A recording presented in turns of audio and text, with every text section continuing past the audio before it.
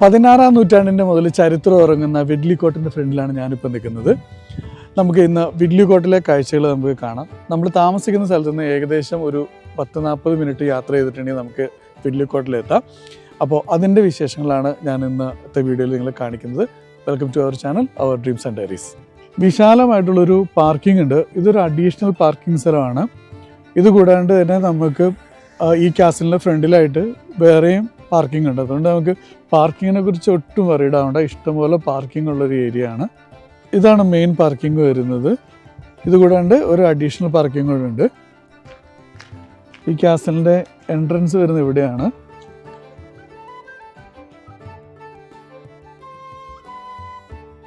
എൻട്രൻസിൻ്റെ അവിടെ തന്നെയായിട്ട് നമുക്കൊരു വിസിറ്റേഴ്സ് സെൻറ്ററും ടിക്കറ്റ് കൗണ്ടർ സെൻറ്ററൊക്കെ ചെറിയൊരു സൂനിയർ ഷോപ്പൊക്കെ ആയിട്ടുണ്ട്.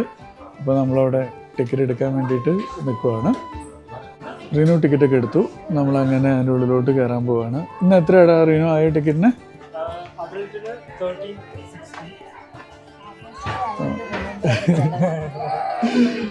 ഇന്ന് സൺഡേ ആയതുകൊണ്ടാണ് 13.5 പൗണ്ടാണ് അഡൽസിന് വരുന്നത്. നമ്മളതിൻ്റെ അകത്തേക്ക് കയറി.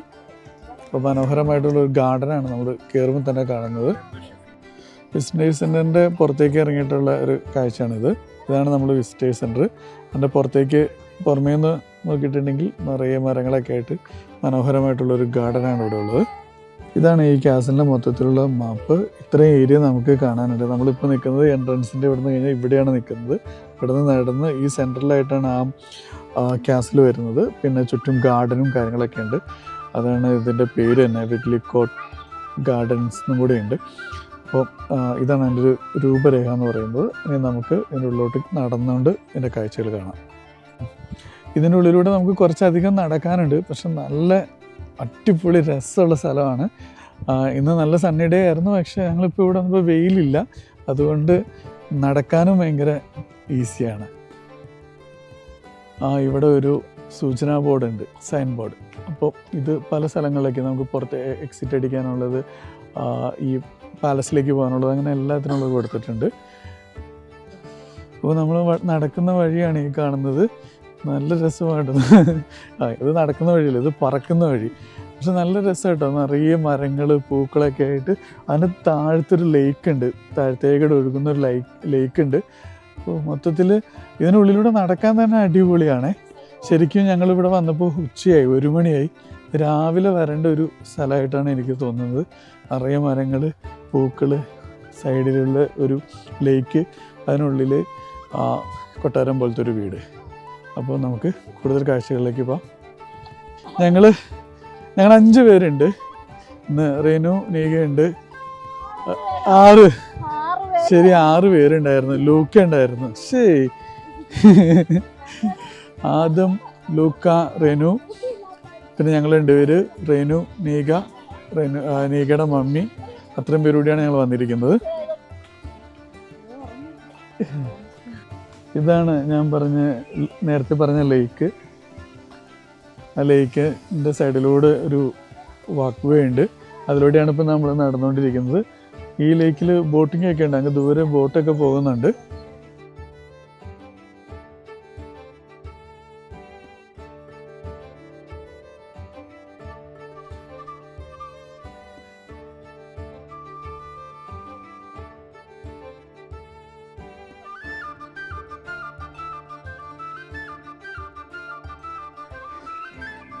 ഒരു ഭയങ്കര വലിയ മരം. ആ വലിയ മരം നിൽക്കുന്ന നോക്കി. ഇതിനൊരു 5-6 സെൻറ്റ് സ്ഥലത്തിലുള്ള തണൽ കൊടുക്കുന്ന ഒരു മരമായിട്ട് തോന്നുന്നു. ഇതാണ് നമ്മൾ കാണാൻ വന്ന വിഡ്ലി കോട്ട് എന്ന് പറയുന്ന ആ ഒരു വീട്. ഇതൊരു ഫാമിലിക്ക് താമസിക്കാൻ വേണ്ടിയിട്ട് 16-ാം നൂറ്റാണ്ടിൽ പണി കഴിപ്പിച്ചതാണ്. അപ്പോൾ ഒരു ഫാമിലിയൊക്കെ എന്നാ റിച്ചായിട്ടായിരിക്കും ജീവിച്ചുകൊണ്ടിരുന്നതെന്ന് ആലോചിച്ച് നോക്കി.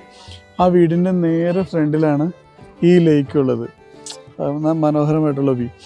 ഇവിടെ വന്നിരുന്ന വിസിറ്റേഴ്സൊക്കെ ഇങ്ങനെ റെസ്റ്റ് ചെയ്തിരുന്ന് കോഫിയൊക്കെ കുടിച്ചുകൊണ്ട് ആ വീടിൻ്റെ ഫ്രണ്ടിലിരിക്കുന്നു. എന്ത് രസമാണ് ആ വീട് കാണാനായിട്ട്.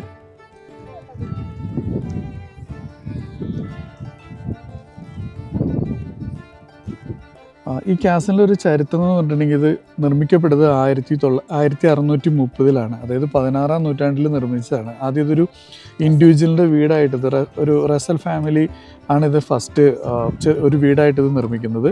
പിന്നീട് അത് ഒരു 1658-ലായപ്പം മറ്റൊരു ഫാമിലിക്ക് അത് കൈമാറി. അത് കഴിഞ്ഞ് 1838 വീണ്ടും ഒരു ഫാമിലിക്ക്, അങ്ങനെ മൂന്നാമത്തെ ഫാമിലിയിലേക്ക് മാറപ്പെട്ടു.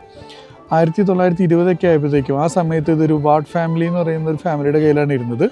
1920 അവരൊരു ബിസിനസ്മാന്, ഹെർബർട്ട് സ്മിത്ത് എന്ന് പറയുന്ന ഒരു ബിസിനസ്മാന് കൊടുത്തു. അപ്പോൾ അദ്ദേഹം ഇതിനൊരു ഇതേപോലെ ഗാർഡനൊക്കെ വെച്ച് കുറച്ചും കൂടി എൻ്റർടൈനിങ് ആയിട്ടുള്ള രീതിയിലേക്ക് ഈ വീടിന് മാറ്റപ്പെട്ടു. 1972 ഇതൊന്നുകൂടി പുനർനിർമ്മിച്ചു. കാരണം വെച്ചാൽ ഇതിനൊരു തീപിടുത്തത്തിൽ ഇത് കുറച്ച് നശിക്കപ്പെട്ടു. എന്നിട്ട് അവരത് വീണ്ടും ഒന്ന് പുതുക്കി പണിതു. ആ സമയത്ത് ഇത് സ്റ്റേറ്റ് ഏറ്റെടുക്കുന്നത് 1972 സ്റ്റേറ്റ് ഏറ്റെടുത്തു. എന്നിട്ട് ഇപ്പോൾ നമുക്ക് ഇതേപോലെ വിസിറ്റേഴ്സിനൊക്കെ വരാവുന്ന രീതിയിൽ ഒരു നല്ലൊരു രീതിയിലേക്ക് ഇത് പിന്നീട് 1972 മുതൽ ഇങ്ങനെ യൂസ് ചെയ്യണം. അതായത് 16-ാമത്തെ നൂറ്റാണ്ട് മുതലുള്ള ഒരു ചരിത്രം ഉറങ്ങുന്ന സ്ഥലത്തേക്കാണ് നമ്മളിപ്പോൾ വന്നിരിക്കുന്നത്. ഇവിടെ ഒരു ഫൗണ്ടൻ ഡിസ്പ്ലേ ഉണ്ട് പല ടൈമിലായിട്ട്, പിന്നെ ചർച്ച് ഉണ്ട്, അങ്ങനെ വേറെ കുറേ അട്രാക്ഷൻസും ഉണ്ട്. നമ്മൾ കുറച്ചും കൂടി ആ ബിൽഡിങ്ങിൻ്റെ അടുത്തേക്ക് വന്നു. ഇത് ശരിക്കും പറഞ്ഞിട്ടുണ്ടെങ്കിൽ ഇതിന് കുറേ നാശനഷ്ടങ്ങളൊക്കെ സംഭവിച്ചിട്ടുണ്ട്. ഇപ്പോഴും ഇതിൻ്റെ ഉള്ളിലേക്ക് കാര്യമായിട്ടൊന്നും ഇല്ലെന്നാണ് എനിക്ക് മനസ്സിലാക്കാൻ കഴിഞ്ഞത്. പക്ഷേ അതിൻ്റെ ലോങ് വ്യൂവിലൊരു അടിപൊളി നിർമ്മിതിയാണ്. നമ്മളതിൻ്റെ അകത്തേക്ക് കയറി. വിശാലമായിട്ടുള്ള റൂമുകളൊക്കെയാണ് ഇതിനകത്തുള്ളത്, പക്ഷെ മൊത്തത്തിൽ പൊട്ടിപ്പൊളിഞ്ഞു.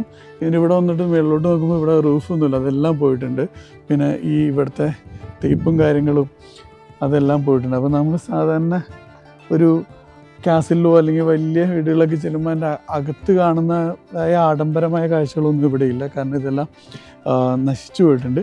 പക്ഷേ ഇതിൻ്റെ ചുറ്റും പുറമുള്ള കാഴ്ചകൾ ഇതിലും മനോഹരമാണ്. മാത്രമല്ല ഈ വീടിൻ്റെ ചുറ്റുമുള്ള ഭാഗങ്ങൾക്കൊന്നും പറ്റിയിട്ടില്ല. ഇതിൻ്റെ അകത്താണ് ഇതിന് നാശനഷ്ടങ്ങളൊക്കെ സംഭവിച്ചത്.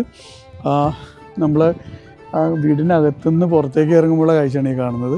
അതിൻ്റെ സെൻറ്ററിലൊരു ഫൗണ്ടൻ ഉണ്ട്, നേരെ ബാക്കിൽ പറഞ്ഞുണ്ട്. അതുപോലെ തന്നെ അതിൻ്റെ സൈഡ് വശത്തും ഒരു ഫൗണ്ടൻ കണ്ടായിരുന്നു. അപ്പോൾ നമുക്ക് ആ കാഴ്ചകളും കാണാം. ഇതുണ്ട് ഇതിൻ്റെ വീടിൻ്റെ ഈ സൈഡിൽ ബാക്കിലൊക്കെ ഭയങ്കര റിച്ചായിട്ടൊക്കെയാണ് പണിത് വെച്ചായിരുന്നത്. അന്ന് നാശനഷ്ടങ്ങൾ സംഭവിച്ചു പോയി. പിന്നീട് മെയിൻ്റെനൻസ് ഒക്കെ നടത്തിയിട്ടുണ്ടെങ്കിലും പൂർണ്ണമായ പഴയ പ്രൗഢിയിലേക്ക് തിരിച്ചു വന്നിട്ടില്ല. ഉള്ളെല്ലാം നശിച്ചു തന്നെയാണ് ഇപ്പോഴും ഇരിക്കുന്നത്. ഈ കാസിലിൻ്റെ അല്ലെങ്കിൽ ഈ വീടിൻ്റെ ഫ്രണ്ടിലായിട്ട് ഉള്ള ഒരു ഫൗണ്ടനാണ് ആ കാണുന്നത്. അവിടെ ബേഡ്സിനെ തന്നെ ഷോ ചെയ്തിട്ടുണ്ട്. പിന്നെ ഇന്ന് ഫാദേഴ്സ് ഡേ ആണ്, അതുകൊണ്ട് അതിൻ്റെയും ചില ആക്ടിവിറ്റീസ് ഉണ്ട്. ഒരു കുടുംബമായിട്ട് താമസിക്കണം, ഇങ്ങനത്തെ ഒരു സ്ഥലത്ത് വന്നിട്ട് താമസിക്കണം. നോക്കുക, ഒരു കാട് പോലത്തെ ഒരു സ്ഥലം, അതുപോലെ തിങ്ങി മരങ്ങളുള്ള സ്ഥലം, അതിൻ്റെ ഒരു സെൻറ്ററിലായിട്ട് ഒരു വലിയ വീട്. എന്ത് രസമായിരിക്കും അതിനകത്ത് ജീവിക്കാനായിട്ട്. അതിൻ്റെ ഫ്രണ്ടിലാണെങ്കിൽ അതിൻ്റെ മറ്റേ സൈഡിലാണെങ്കിൽ ഒരു ലേക്ക്. നടന്ന് നമ്മൾ ഫൗണ്ടൻ്റെ അടുത്തേക്ക് വന്നു. അവിടെ ഒരു ബെഡ് ഷോ നടക്കുന്നുണ്ട്, അപ്പോൾ അത് കാണാൻ വേണ്ടിയിട്ട് വന്നു. ഇതിൻ്റെ സെൻറ്ററിലായിട്ട് എനിക്ക് തോന്നുന്നു അത് ഒരു സെൻറ്റ് ജോർജ് പുണ്യാളനെ പോലെയുള്ളൊരു ഒരു ഒരു രൂപം, അതിൻ്റെ ഒരു പ്രതിമ.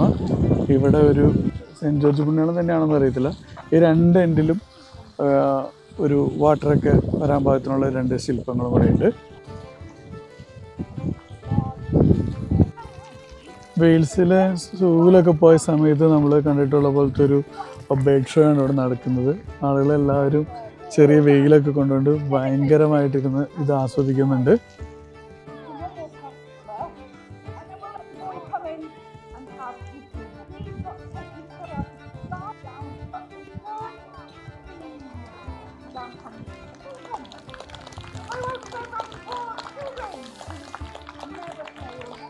ഈ സ്ഥലം ഒരു രക്ഷയില്ല കേട്ടോ. ഇതുണ്ട്, ഇതൊരു അടിപൊളി മരം. ഇതേപോലത്തെ കുറേ മരങ്ങളാണ് ഇവിടെ തിങ്ങി നിൽക്കുന്നത്. ഇവിടെ നിൽക്കുമ്പോൾ ഒരു തണുത്ത കാറ്റൊക്കെ ഉണ്ട്, നല്ല സുഖമുള്ളൊരു അറ്റ്മോസ്ഫിയറാണ് ഇവിടെ ഉള്ളത്. ഇത് നമ്മുടെയൊക്കെ നാട്ടിലൊക്കെ ഉള്ള ഒരു പടിപ്പുരയൊക്കെ പോലത്തെ ഒരു ചെറിയൊരു ബിൽഡിങ്. അതൊരു വ്യൂ പോയിൻ്റ് പോലത്തെ ഒരു സ്ഥലമാണ്. അവിടെയൊക്കെ ആളുകൾ കയറുന്ന ഫോട്ടോയൊക്കെ എടുക്കുന്നുണ്ട്. മൊത്തത്തിൽ ഈ സ്ഥലം ഭയങ്കര മനോഹരമായിട്ടോ. ഈ ലൊക്കേഷൻ അടിപൊളിയാണ്. നമുക്ക് ഒരു പ്രാവശ്യമൊക്കെ വന്ന് മസ്റ്റായിട്ടും കാണേണ്ട പോലത്തെ ഒരു സ്ഥലമാണ്. അടിപൊളി ഒരു ഏരിയ ആണ്. അവിടെ നല്ല പുറമേ നോക്കുമ്പോൾ വളരെ ഭംഗിയുള്ള ഒരു വീടുണ്ട്. അതിൻ്റെ അകത്ത് മൊത്തം എന്താ പറയുക, ഈ പൗരാണികമായ ഒരു സാധനം നിർമ്മിച്ചിട്ട് നഷ്ടപ്പെട്ടു പോയേക്കണ ഒരു ഓർമ്മകളൊക്കെ ഉണർത്തുന്ന രീതിയിലുള്ള കുറച്ച് നാശനഷ്ടങ്ങളൊക്കെ സംഭവിച്ചിട്ടുള്ള കുറേ റൂമുകളുണ്ട്. അതിൻ്റെ പുറമെ ഇതേപോലെ ഫൗണ്ടെയിൻസ്, അതേപോലെ മരങ്ങൾ, അങ്ങനെ കുറേ അട്രാക്ഷൻസും ഉണ്ട്. ബാക്കി വേറെ എന്തെങ്കിലുമൊക്കെ ഉണ്ടോയെന്ന് നമ്മൾ നോക്കട്ടെ. എന്തായാലും ഇതൊരു അടിപൊളി സ്ഥലമാണിത്. ഇവരാണ് ആ ബേഡ് ഷോ നടത്തിക്കൊണ്ടിരുന്നത്. അതിൽ ഒരാൾ, അദ്ദേഹത്തിൻ്റെ കയ്യിലൊരു ബേഡ് ഇരിക്കുന്നുണ്ട്. ഇത് ഏതാ ബേഡെന്ന് എനിക്കറിയത്തില്ല. പുള്ളി അതിനെക്കുറിച്ചൊക്കെ ഇവിടെയുള്ള ആളുകളോടൊക്കെ ഇങ്ങനെ പറഞ്ഞു കൊടുത്തുകൊണ്ടിരിക്കുകയാണ്.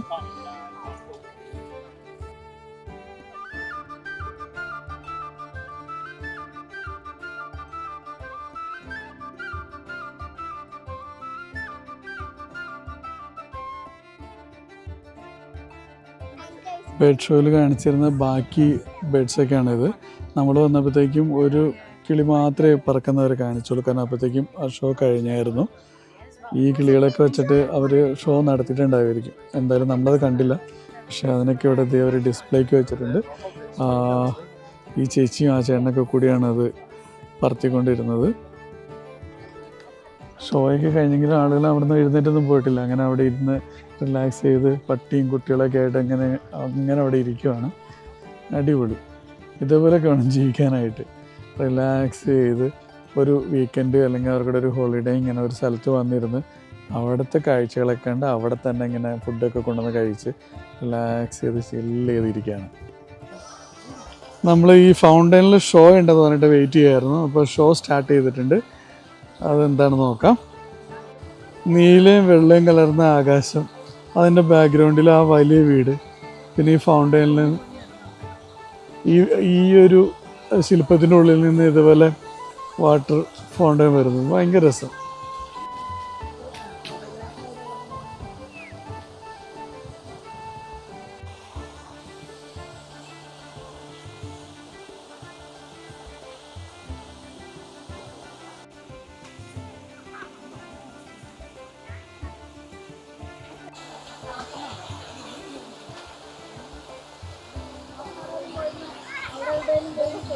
ഈ മനോഹരമായ വിഡ്ലിക്കോട്ടിൻ്റെ കാഴ്ചകളുണ്ട് നമുക്ക് മതിയാവില്ല. അതിൻ്റെ മുകളിലൊരു ഡോം കണ്ടു, സ്വർണ്ണ കളറുള്ള ഡോം. അതിൻ്റെ താഴെ ഒരു ക്ലോക്ക് ഉണ്ട്. ഓരോ മണിക്കൂർ ഇടപെട്ട് അതിൽ നല്ല ശബ്ദത്തോടു കൂടി തന്നെ അതിൻ്റെ മണി അടിക്കും. അതിൻ്റെ ടൈമിനനുസരിച്ചിട്ടാണ് ഇവിടെ ഫൗണ്ടനും അതുപോലെ തന്നെ ബേഡ്സിൻ്റെയൊക്കെ ഷോ എല്ലാം നടക്കുന്നത്. ഇത് ഭയങ്കര ഭംഗിയാട്ടോ കാണാനായിട്ട്, ഒരു രക്ഷയില്ല എൻ്റെ ലുക്ക്. വിഡ്ലിക്കോട്ടിൻ്റെ മറ്റൊരു വ്യൂ ആണിത്. ഇതിൻ്റെ സൈഡിലായിട്ട് കുറച്ച് ഫാമും കാര്യങ്ങളൊക്കെ ഉണ്ട്.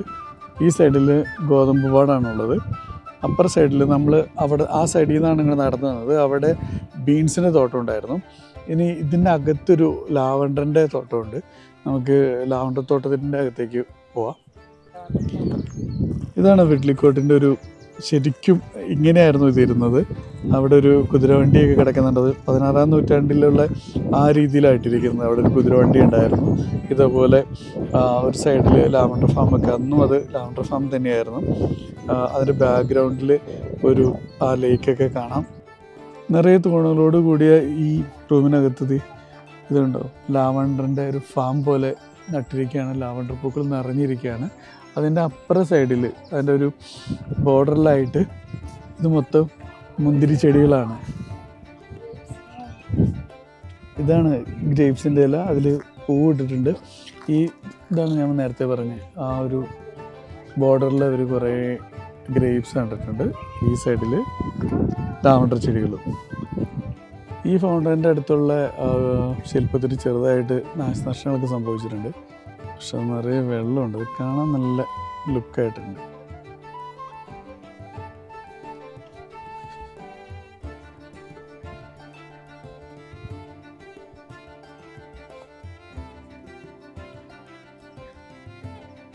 ഇവിടെ ബോട്ടിംഗ് ഉണ്ട്. നമുക്ക് ഈ വഴിക്ക് അങ്ങോട്ടേക്ക് പോയിട്ടുണ്ടെങ്കിൽ ബോട്ടിംഗ് ഉണ്ട്. ഇപ്പോൾ 20 മിനിറ്റ്സ് ലോങ് വരുന്ന, 20 മിനിറ്റോളം യാത്ര വരുന്ന ഒരു ബോട്ടിംഗ് ഉണ്ട്. അപ്പോൾ നമ്മളെന്തായാലും ബോട്ടിങ്ങൊന്നും എടുക്കുന്നില്ല. അപ്പോൾ ബോട്ടിങ് താല്പര്യമുള്ളവർക്ക് അതിനും ഉള്ള ഫെസിലിറ്റി ഇവിടെ ഉണ്ട്.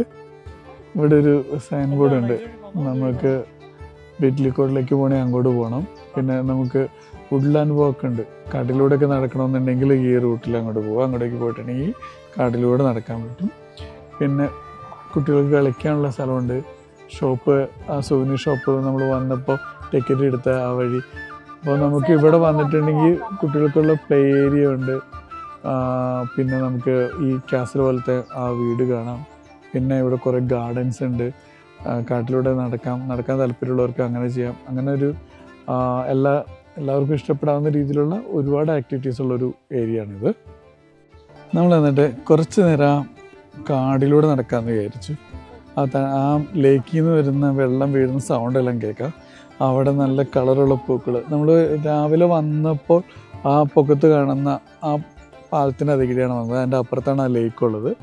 ഇപ്പോൾ നമ്മൾ കുറച്ച് ആ കാടിനുള്ളിലേക്കിടെ ജസ്റ്റ് ഒന്ന് നടക്കാമെന്ന് വിചാരിച്ചിട്ട് പോകുന്നു. അങ്ങോട്ട് പോകുമ്പോൾ അവിടെയുണ്ട് ഒരു ചെറിയ പാലം.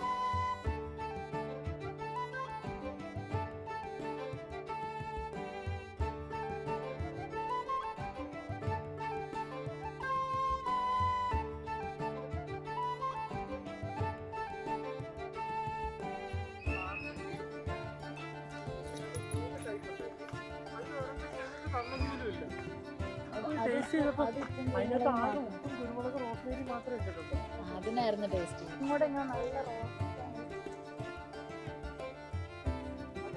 നമ്മൾ കുറച്ച് വുഡ്ലാൻഡ് വാക്ക് കഴിഞ്ഞിട്ട് ഇനി ലേക്ക് സൈഡ് വാക്ക് നടത്താൻ പോവാണ്.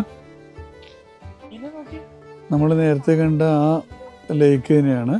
അതിൻ്റെ സൈഡിലൂടെ നമുക്ക് നടക്കാനുള്ള ഒരു വഴിയുണ്ട്. ഓക്കെ, അപ്പോൾ നമ്മൾ ഇന്നത്തെ വീഡിയോ ഇവിടെ അവസാനിപ്പിക്കുകയാണ്. നമ്മൾ ഒരു 3-4 മണിക്കൂർ ഇവിടെ സ്പെൻഡ് ചെയ്തു. ഒരു ഫാമിലി ആയിട്ട് വന്നിട്ടുണ്ടെങ്കിൽ രാവിലെ മുതൽ വൈകിട്ട് വരെ എൻ്റർടൈൻ ചെയ്യാനുള്ള എല്ലാ ഫെസിലിറ്റീസും ഉള്ള ഒരു അട്രാക്ഷൻസാണിത്. നമുക്കിവിടെ വുഡ് വാക്ക് ഉണ്ട്, ലേക്ക് സൈഡ് വാക്ക് ഉണ്ട്, അതുപോലെ തന്നെ പ്ലേ സ്റ്റേഷൻസ് ഉണ്ട് കുട്ടികൾക്ക് വേണ്ടിയിട്ട്. പിന്നെ കാണാൻ ഒരുപാട് കാഴ്ചകളുണ്ട്. ഒരു മസ്റ്റ് വാച്ച് ചെയ്യാവുന്ന ഒരു സ്ഥലമാണ്. അപ്പോൾ ഇത്തരത്തിലുള്ള ചെറിയ ചെറിയ വീഡിയോസ് നമ്മൾ നമ്മുടെ ചാനലിൽ ചെയ്യുന്നുണ്ട്. വീഡിയോസ് ഇഷ്ടപ്പെടുകയാണെങ്കിൽ ചാനൽ സബ്സ്ക്രൈബ് ചെയ്ത് സപ്പോർട്ട് ചെയ്യുക. Thank you.